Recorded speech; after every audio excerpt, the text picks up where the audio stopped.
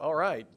First of all, I want to thank you all for being the hardy souls and making it to this session and walking all the way to the end of the building over here in the West End to attend this session. This is Transform Classroom Time. I'm Frank Cipponi, a Senior Marketing Manager with Microsoft. What we'll be doing today is looking at the end user tools that you guys can light up for your students and your teachers. If you're more interested in how you can do that and how you can enable that, then check out the session I held yesterday called Meeting the Challenges of Modern IT for Schools. So that'll show you more of the back end of how we do all this stuff. So this will focus on the classroom and what happens inside the classroom with teachers and students.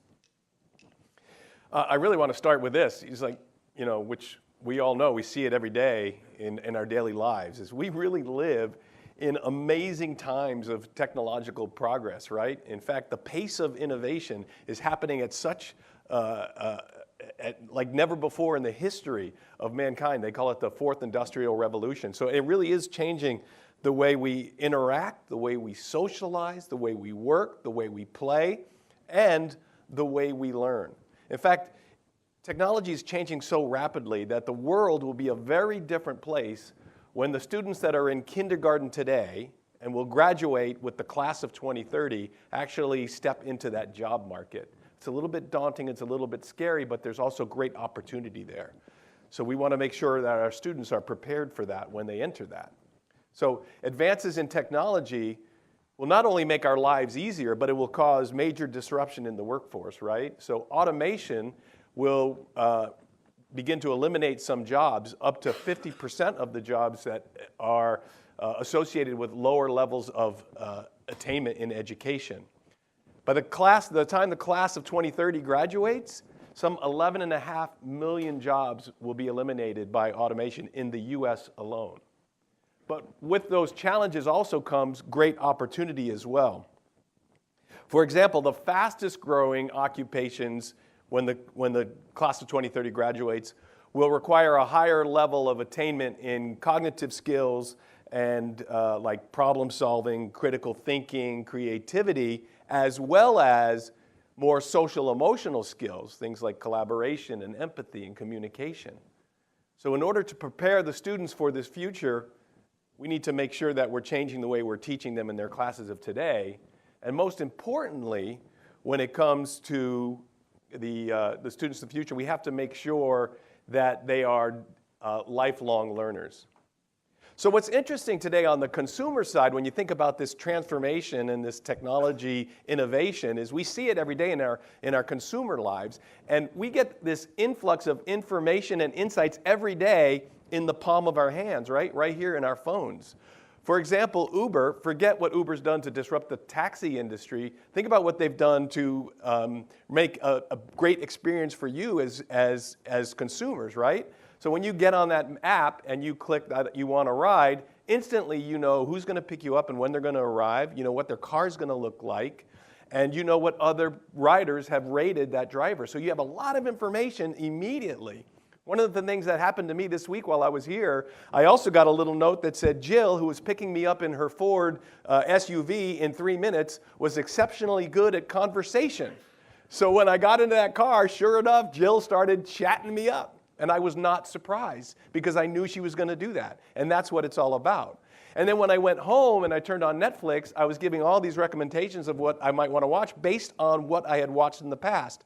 Because Netflix knows me. It knows my habits. It knows what I like, right?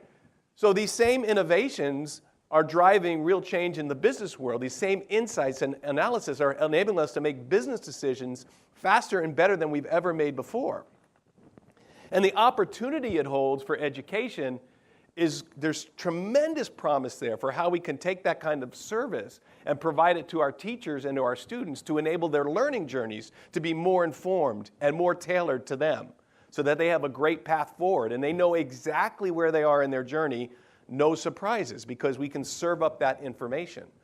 And that's going to keep motivating students and teachers to keep learning and stay on that journey. And that's the opportunity that we have.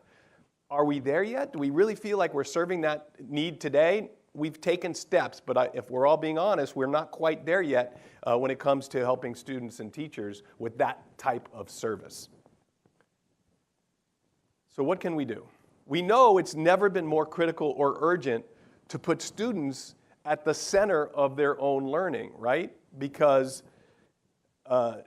personalization and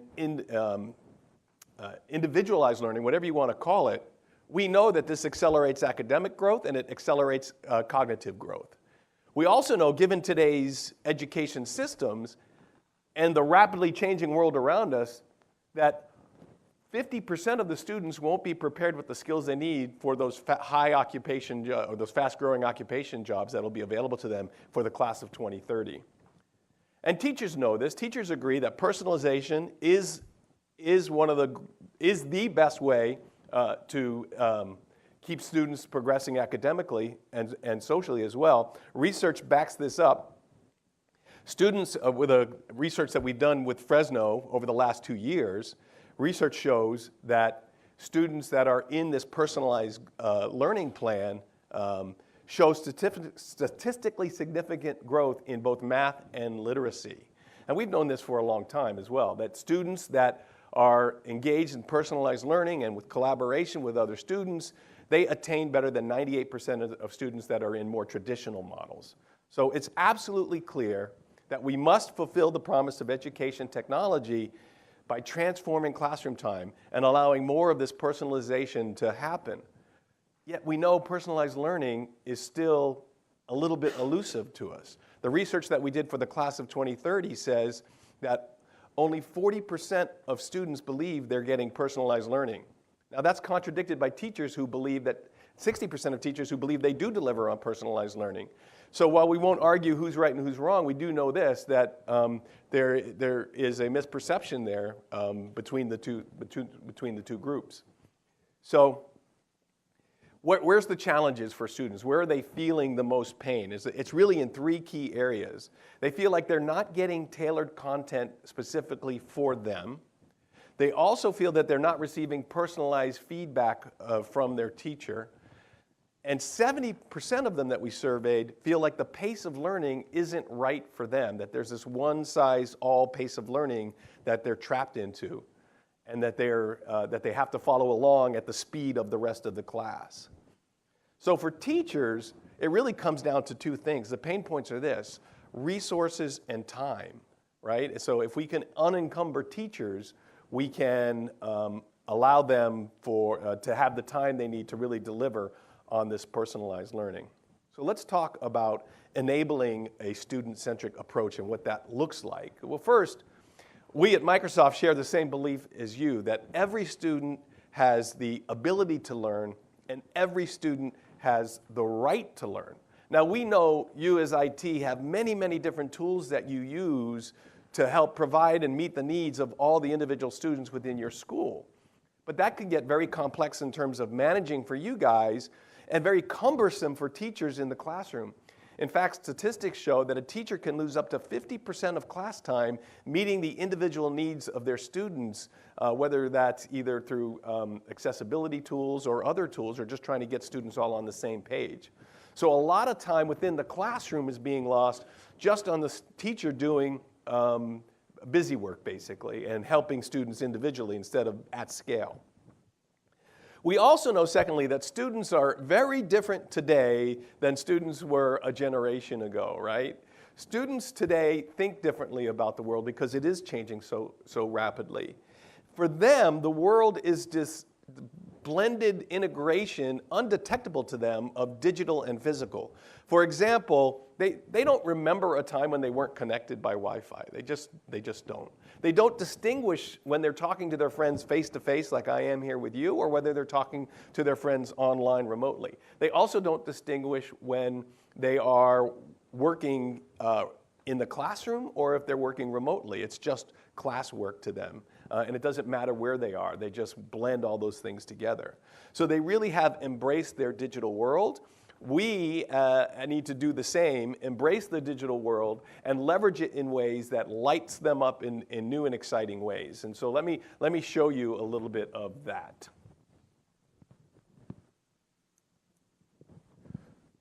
So here I'm going to open up my OneNote class notebook. How many people are using OneNote or class notebook or know what class notebook is? And I'll take you on a little tour of it, and then I'll show you some of the features. So OneNote is a digital notebook where you can store all your stuff.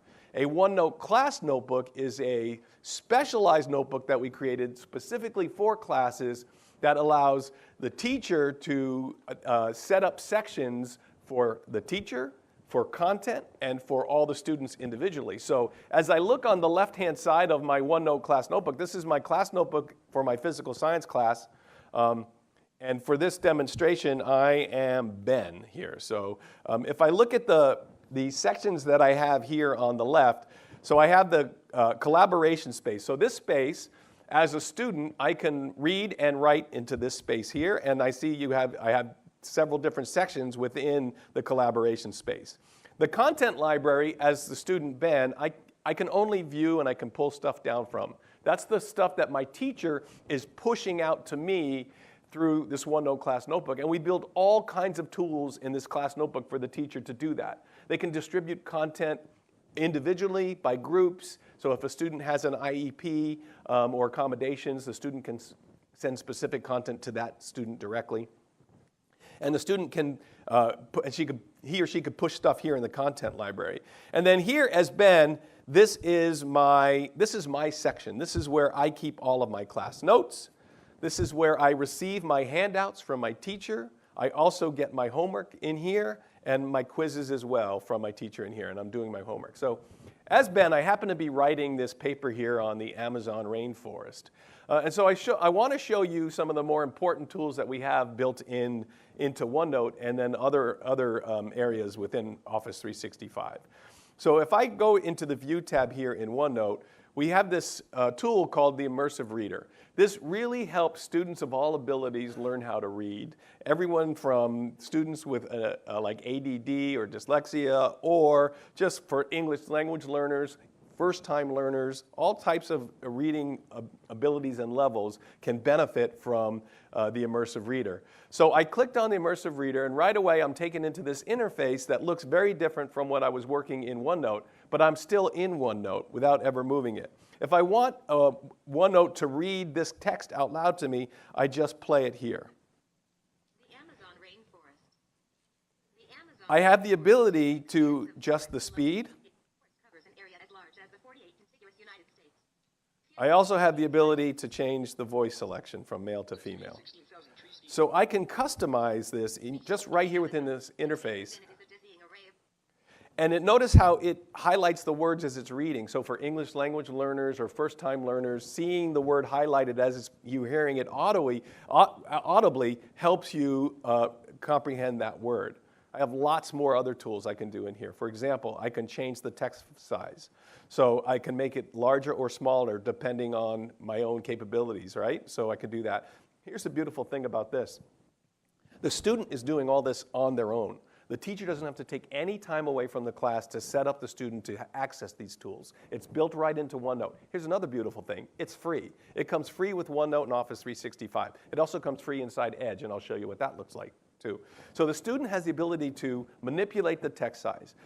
They can increase the spacing or decrease the spacing, whether or not whatever's comfortable for them. It eliminates that visual crowding, right? They can change the fonts. They can also change the background to be more high contrast. So the student isn't stigmatized or anything because people don't know what they're doing with their reader. The other thing we have is now a Pictionary. So if you don't know what the word means, like different, we'll show you what different means, right? And so we have thousands of words in here to show you what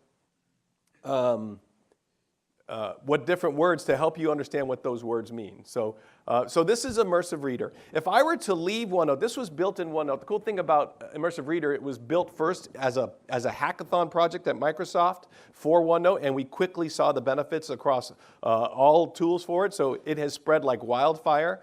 And so here I am in Edge, in Word, and I'm going to click on Immersive Reader, and I'm going to get that same interface in Edge as I did within the OneNote. And so it's very familiar to me, and I don't waste any time learning new tools within here. So Ben is able to manipulate his content, get the reading assistance he needs, and help with. The other thing that we can do here is break down parts of speech. So let me show you that real fast. So I'll go back into Immersive Reader. I'm going to go into parts of speech, and I'm going to highlight. First of all, if I need to break this down by syllables, I can do that. I can highlight the nouns, verbs, and adjectives by color. I can even customize the color that I want for the nouns. We also know that some kids are colorblind. Many kids are, and so we actually put the labels on there as well. This is one of the cool features here. Like, teachers oftentimes back in the day would take a ruler or cards, index cards, and they would give them to the students, and they would be able to put those cards over text so that they can read just one line or two line, and then they'd have to move those rulers all the way down as they were reading. But we have this feature called line focus. You can turn on line focus, and you can go all the way down to 1 line, 2 lines, or 3 lines, and then when you read the text, it follows along with that one line. So this really helps with focus and visual crowding as well. So we have all kinds of abilities within Immersive Reader. I already explained to you that it's free, and so it's an amazing tool for students. So let me switch back to my presentation now.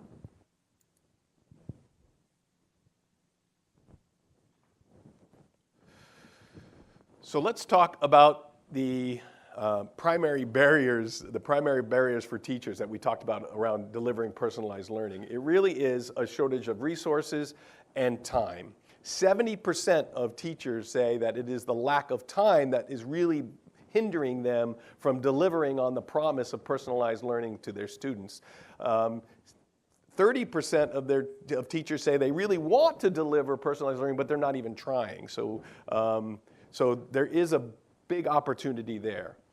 In order to truly transform classroom time for teachers, we need to unencumber them from the routine administrative tasks like assigning, giving assignments out and handouts. We have to free them up from the burden of meeting those individual needs, like I just showed you with the Immersive Reader.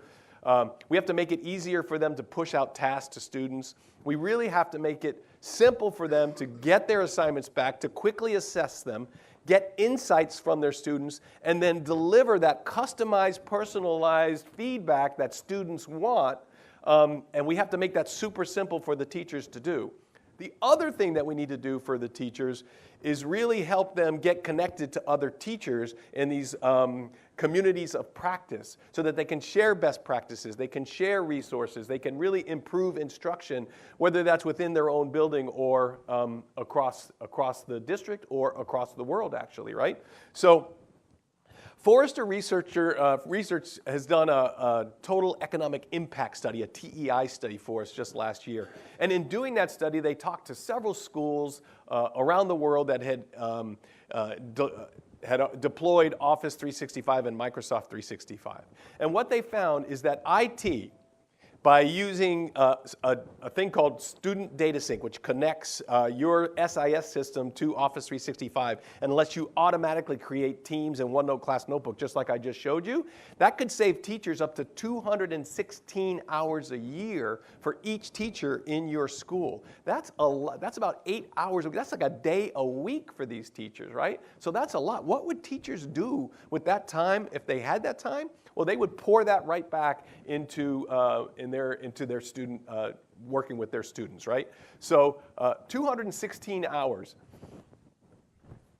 is a lot of time to be saving for your teachers. So we also talked about creating these communities, right? How can we connect teachers? Because we know that successful schools are staffed with educators who are well-connected, well-trained, and well-prepared and well-supported to really deliver on this promise of personalized learning.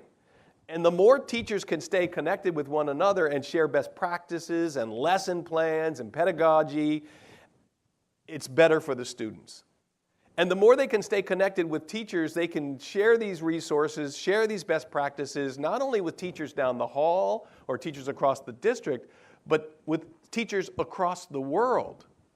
I heard this case study that I just absolutely loved. It was a group of middle school teachers got together with a group of teachers in Kenya, and they decided to connect via Skype with this program that we have called Skype for Education, right? And so they started talking to the teachers, and then they got the students involved. They had their students connect via Skype. And so they were talking to each other, and the students in Kenya told the students in Kansas that the well water in their tiny village had been poisoned, and they didn't have any water in their village. And they had to go outside their village and truck all this water in, and it was a real challenge for them, not to mention a real health risk. And so the Kansas kids felt really motivated and really impassioned, and they really wanted to do something for their friends that they just met in Kenya. So they gathered together, they teamed together, they working via Skype, they worked with each other, they created a project and a plan. They got a sponsor from a well supplier to go out to Kenya and dig a new well for this school. And so through that connection, where teachers were first connecting with teachers in Kenya and then connected their students, students were able to take on this project that had real world context to it, do all the project management, go out, find a sponsor that was willing to change and put up the money to build this well for this village, and they solved the water crisis in this tiny village in Kenya. Now, if that's not impact, if that's not learning, I don't know what is. And it all started with a community of practice, a community of teachers working together, sharing resources, sharing ideas, and then making that happen through Skype. So let me show you a little bit of what this looks like for teachers, right? So I'm going to start here in Office 365. This is the landing page for a teacher, well, for anybody. This is your landing page within Office 365. We've done a lot of work here to really simplify this and make this easier. Over the years, and I've been in education for 10 years now at Microsoft, mostly with Office 365, the one thing I heard from you all and from teachers is Office 365 is complex. I don't know what tools do I use when, how do I don't, and then think about all the time put into building out SharePoint classrooms and things like that. Well, there's one tool that just came out that really simplifies that, and it's called Teams, and I want to show that to you. So first of all, we did a lot of work here to simplify your landing page. So you have your apps here, you have the waffle, you have your documents being served up. Oh, sorry. Thank you so much. I knew I was going to forget to do this. So here we go. All right, so let me scroll. So here's the new interface within Office 365. So you have your most frequent apps across the top. You also have all the documents. You know how I told you about serving up information? Well, these are the recommended documents for you, the ones that you've been working on mostly. And then you also have all these documents here that you've most recently worked on, pinned, shared with you, and then discovered documents. So we've really done a lot of work in trying to make this front-end interface here more easy to use and accessible for the things that teachers need most or you need most in your daily work, right? So what I've done is I've clicked on Teams here and I opened up my Teams. How many people are using Teams today and no Teams? All right, that's really a lot. So how many people of using Teams have already pushed it out to teachers and students as well? Okay, fewer. So thank you guys for that. And I'm going to show the rest of you why you're going to want to do that, right? So this is, and I apologize for standing behind this big monitor, but here we go. So this is Teams. So let me give you a quick drive-by. I want to point out I'm using this in a browser. So you can use any browser to access Teams. It doesn't matter what kind of browser you use. We also have the client, too, that you can use it locally as well. So Teams is basically your digital hub for everything that you use in Office 365. You can customize a team just by adding these tabs across the top. So as I look across Teams, this is my activity feed. So just as I do every day, I look at my email feed and I see what's email it is. This is everything that's happened across all my teams since the last time I checked this activity feed, right? It just brings everything right here. And so I can see what the latest is, who's made comments, who's mentioning me, who's added files, things like that. I can go into chat and I can directly chat with anybody else within my organization. I can actually drag and drop files right into a chat, and then that chat just stays there, right? And so, I have a record of that chat. I could always go back when I'm talking to Arden. I can see a historical record of that chat. Any files that we've shared stay in that chat. So it really is a great way to just keep everything all in one place. This is where my teams are. I have a list of teams. I want to show you one thing here that we've done. So for Kara, I'm playing Kara, the teacher here. I've got a physical science class. I've got a staff teams that I'm going to show you. And I also have a PLC teams that I'm going to show you. So what does that mean? Well, let me show you here. When I go to create a team, this is something we've done specifically for education, is we've added a classroom template. So this is the teams that your teacher will share with in her classes. This is something that you will set up automatically through SDS, where the teachers' classes are automatically set up with the students that belong to them inside those classes. They can set up professional learning communities. So within professional learning communities, you have a planner, you have specific tools that a learning community would need, a calendar, a shared calendar, to really make the most out of that shared space. And then you have a staff members team. So much like the class notebook I showed you, we have a staff notebook as well for OneNote. So you guys can share a OneNote notebook within a staff team. And then we have a plain vanilla team that anyone can join, the Anyone team. That's the one team that everybody in Enterprise gets. It's just blank. You can do, anybody can use it. It's great for things like clubs and associations and things like that. So we provide these templates that get you started. I'm going to dive into, first of all, let's go into the Pineview staff team, right? So I'm going to go into this, the general tab. Now the way, the way that Teams works is when you're in this conversations tab, you get all the conversations that's ever happened within this Teams, and it just keeps a record of it, and it just stays there forever. So somebody that's new to the organization all of a sudden has all the historical context within the team, right? And then across here at the top, we have all these tabs that you can add to this. When I say you can customize teams, this is what I mean. So everybody gets shared files tab. So all the files that we share together as a team are in here. I talked about a staff notebook that looks just like the class notebook where everybody has their own section. Then there's a shared section. And then maybe the school leader can see the sections of all the other people that are in the staff notebook, right? So we have all these tabs here. I can easily add any tabs I want to by just hitting on this plus sign over here. These have all kinds of apps in here that you can pull in, including Power BI, Planner. You can create a tab specifically for an Excel spreadsheet or forms or Word document or PowerPoint that this team, this staff, just happens to be working on most frequently. You can add and remove those tabs as you see fit. I can add a tab for any website out there and bring it into my Teams, and I'll show you an example of that in a little bit. So any URL, you throw it into that website tab, and you can surface it right here within Teams. So I mentioned you can pull in Power BI, right? So let me show you here. So I can click on this student dashboard. I don't know how quickly it's going to load, but let's just see. Oh, pretty quickly. So this is a student dashboard that my fake school set up to really monitor student graduation rates, right? We really want to improve our graduation rates, reduce the number of students that are dropping out. So we use data analytics, predictive analytics. We built this this dashboard, and we're surfacing it right within Teams so that we can look at this every day and see how we're progressing.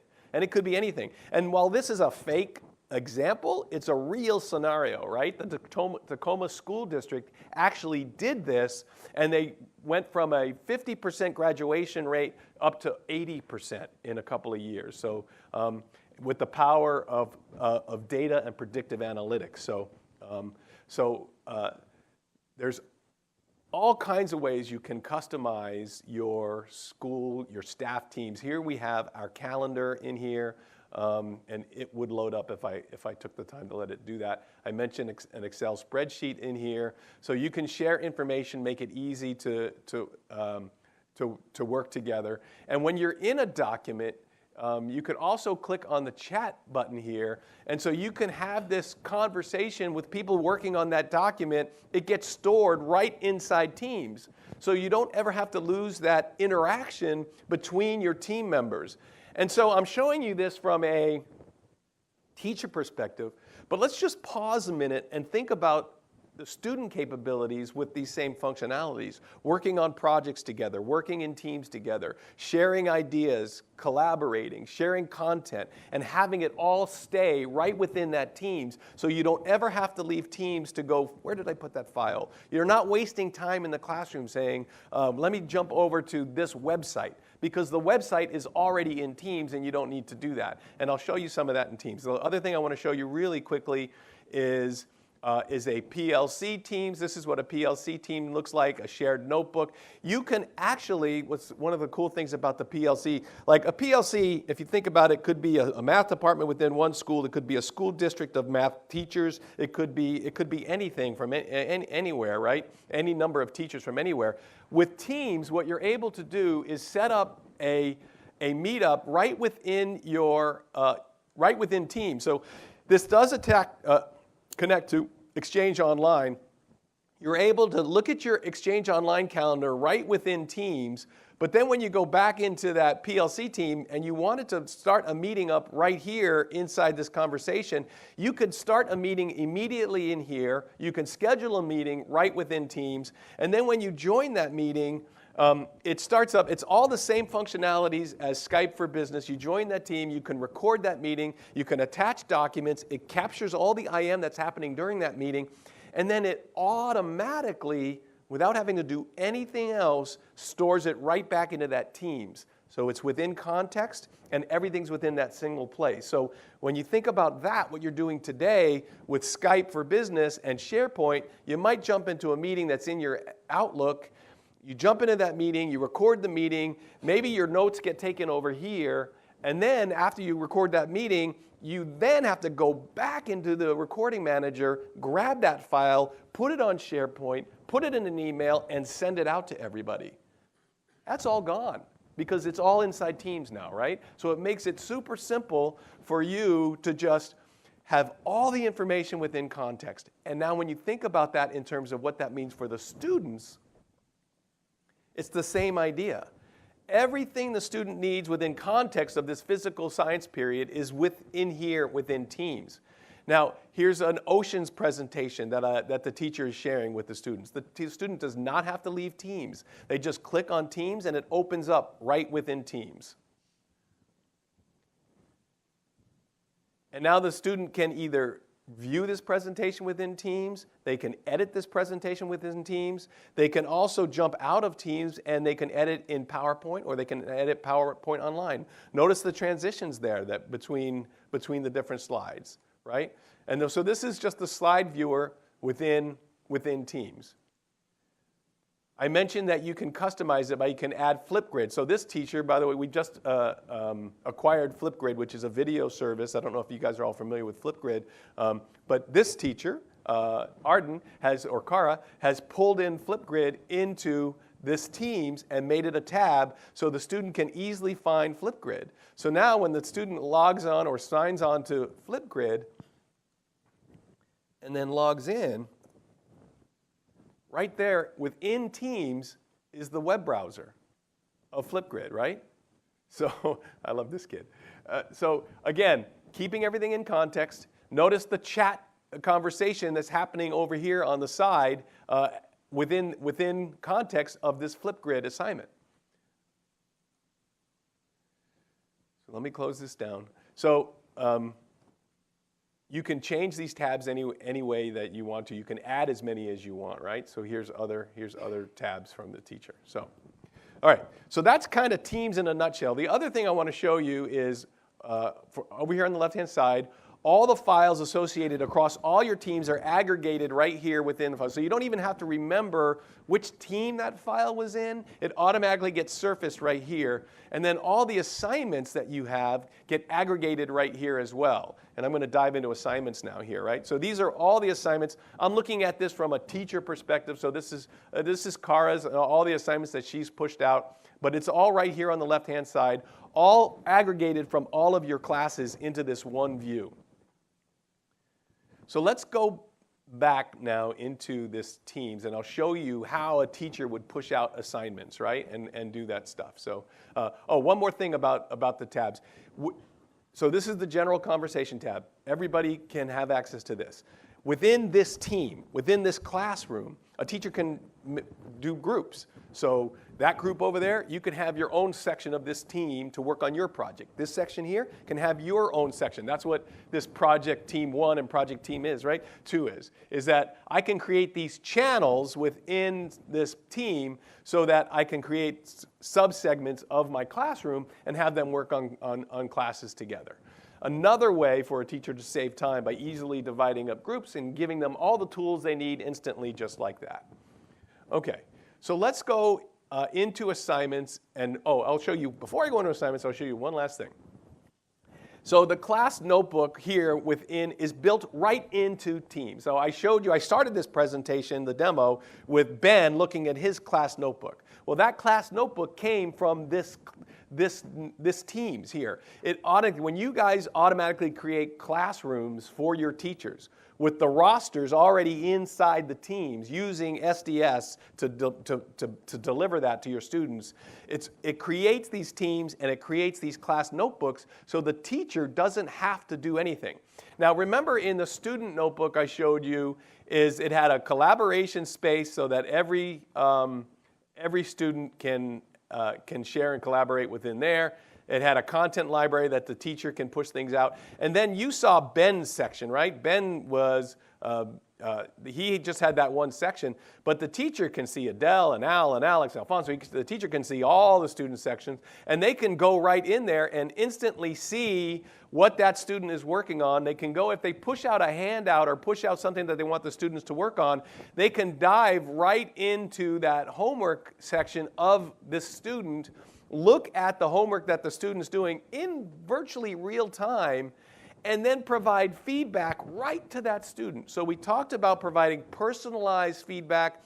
I didn't even mention real-time feedback and how important that is, but Teams OneNote Class Notebook allows you to provide that personalization, get that insight, that instant analysis, and then provide that feedback directly right to the students. And then we've also built opportunities to do that within assignments as well.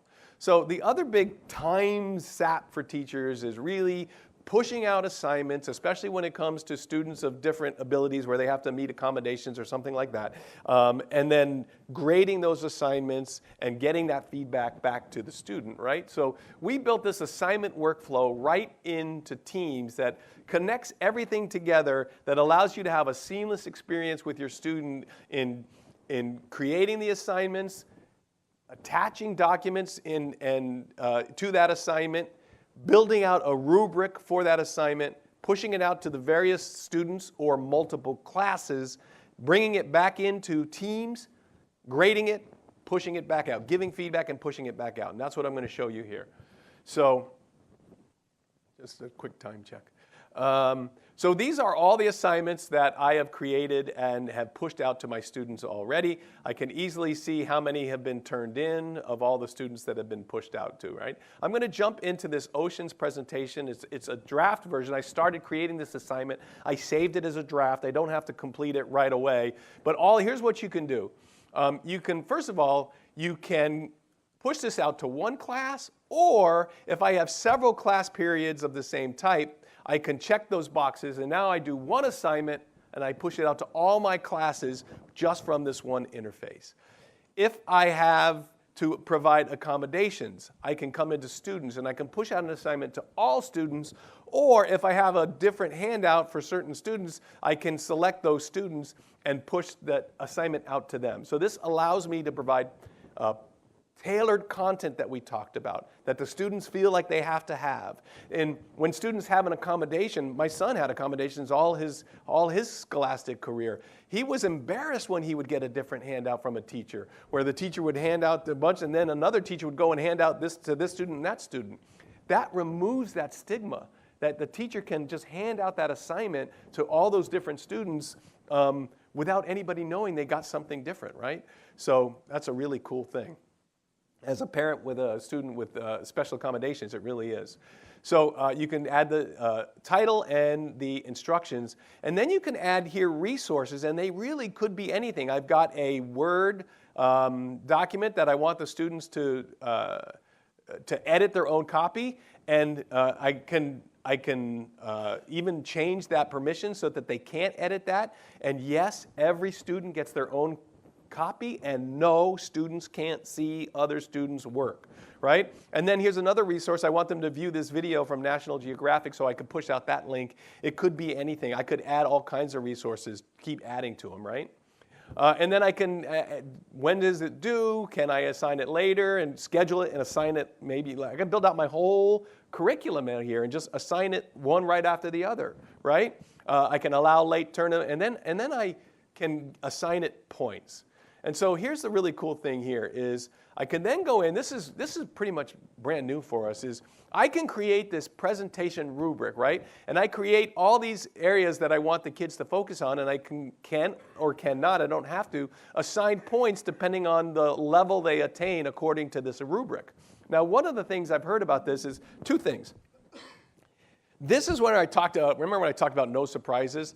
A rubric is no surprises for the students. They know exactly what they need to do, and they need to know exactly what they need to score the most amount of points. And if your kids are anything like my kids, they're just going to look to say, okay, what's the most amount of points I can get with the least amount of time?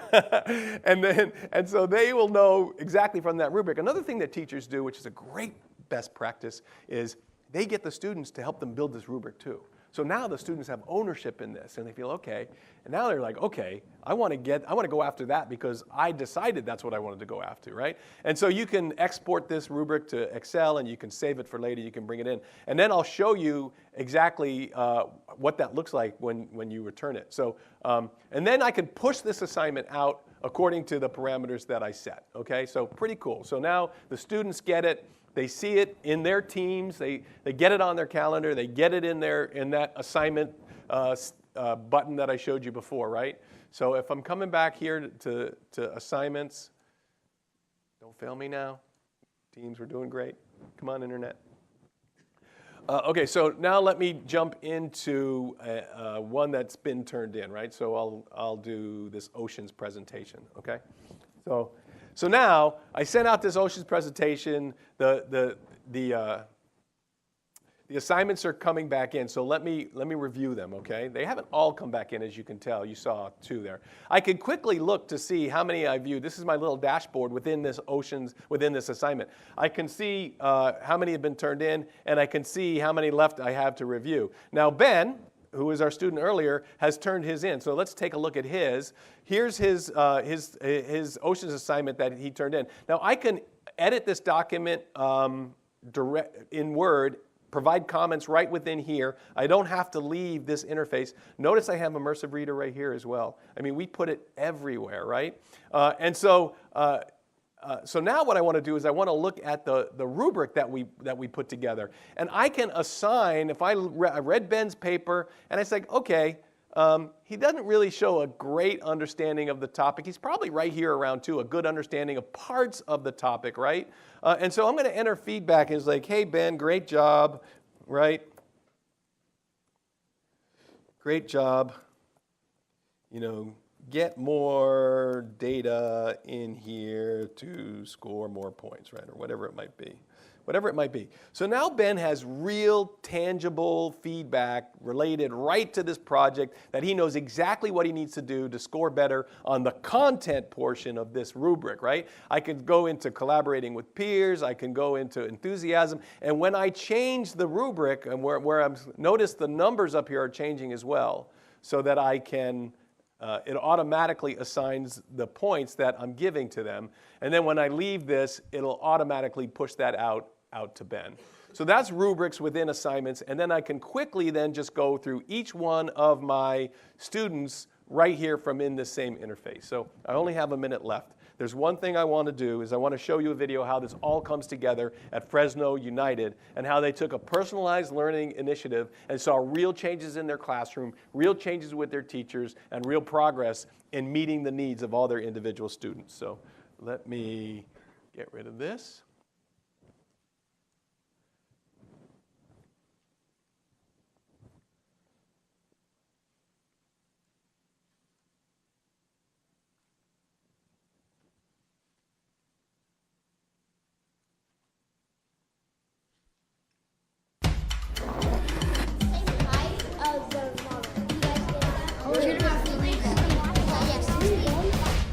Thank you, I Board like it. President. I would like the board and the rest of the people watching at home to meet one of the future leaders of our country. There you go. So this is Ryan Fernandez. He's in the 5th grade.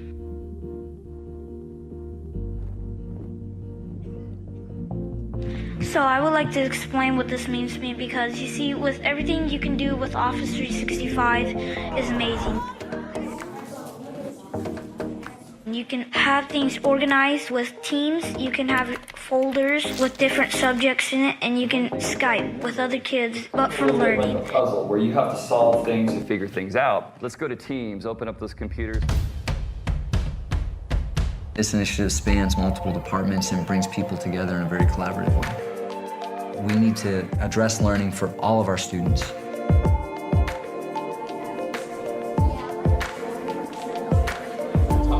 Teacher choice is absolutely essential. Our district also understands how important student voice is.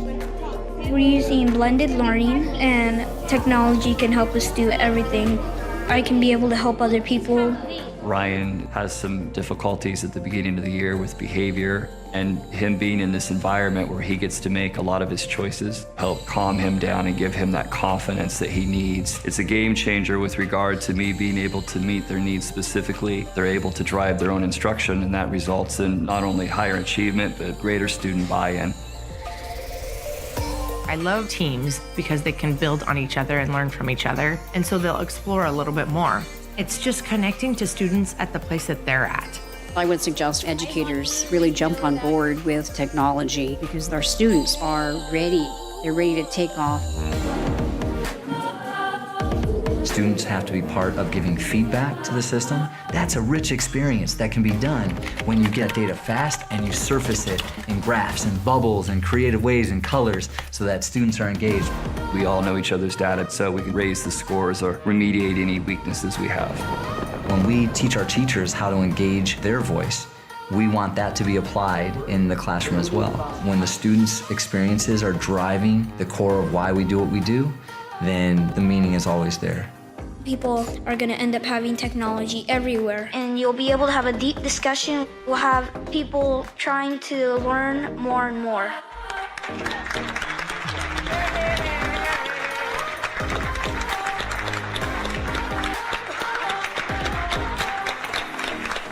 I just want to say, Ryan, from one Ryan to another, you're hired to train our teachers and to come train me, okay?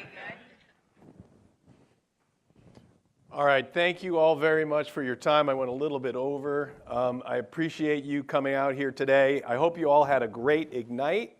I'm going to put up the evaluation slide here for you.